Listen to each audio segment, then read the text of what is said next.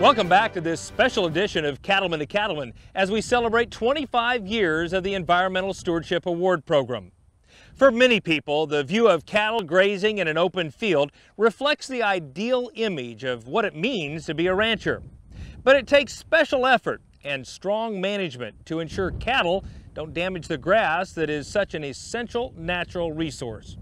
As Cattlemen to Cattlemen reporter Brad Bullitt tells us, it's a challenge nearly every Environmental Stewardship Award winner has taken as a personal commitment to do whatever it takes to carefully manage and improve their grazing.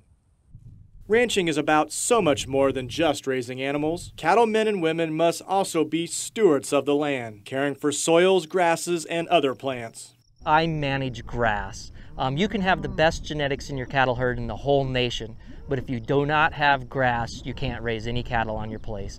Grass is basically what we live off. We always talk about how much the calves weigh when you sell them, or how many pounds of beef or whatever you raise, but I mean that all equates back to how much grass you grow. Environmental Stewardship Award winners work hard to figure out the right strategies and practices to ensure the long-term health of the grass they manage. Many rely on a rotational grazing system to improve and maintain the condition of their pastures. This is native grass, and there's hundreds and hundreds of different species of plants, insects, animals that survive on this habitat.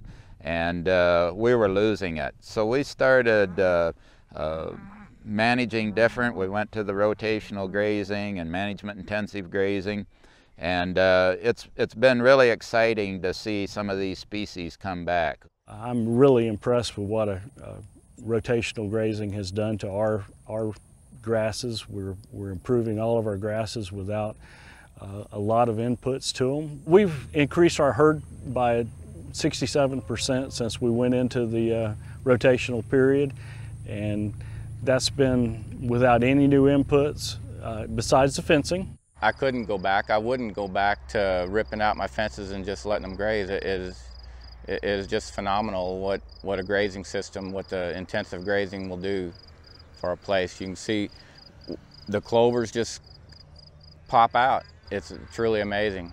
Rotational grazing helps plants grow strong and healthy, and these ranchers recognize that cattle can act as a powerful tool for soil and grass improvements. In the evolution of these prairies in here, the bison and the buffalo and the elk and stuff grazed this country, and that's how these plants evolved. They evolved by being bitten off. If you just let them go and don't ever work them, don't ever bite them off, don't ever walk on them, they get lazy and they lose all their vigor.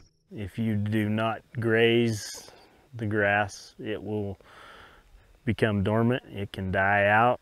If the grass gets tall and shades itself, it can't get any sunlight, it will eventually die. We would have nothing to show if we didn't use the rotational grazing. That's the pivotal point of everything we do.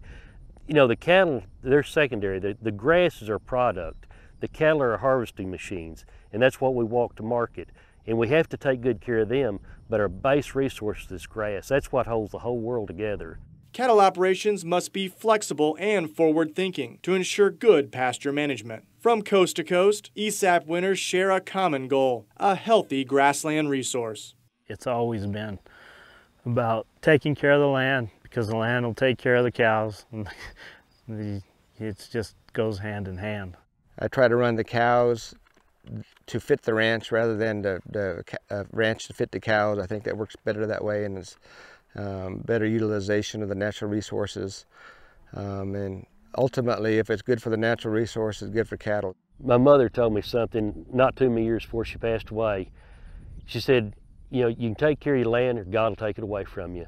We have an obligation to ourselves, to our family, and to society to take care of this land. I'm Brad Bullitt reporting for NCBA's Cattlemen to Cattlemen.